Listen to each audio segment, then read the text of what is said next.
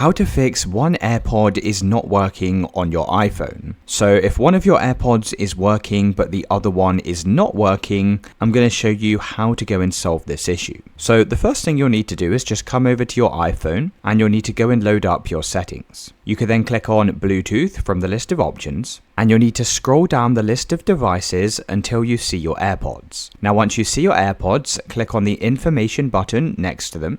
Click on Forget this device and then just press Forget device. Now once you've completely removed your AirPods, you then need to go and grab your AirPods case. Now make sure both of the AirPods are placed inside of the case like so. You can then close the lid and grab your charging cable, and you'll need to plug one end into your charging case and the other end into a charging outlet. Now just go and leave your AirPods on charge for around about 10 minutes. Now once you've left your AirPods on charge, go and flick open the case like so. You can then come round to the back of the AirPods and you need to hold down this button for around about 20 seconds. So right now you'll see a white flickering light on the AirPods case. Just go and continue to hold this button down until eventually this white light turns into an orange light. So as soon as you see the orange light, you can then go and release this button. You can then close the lid of your AirPods.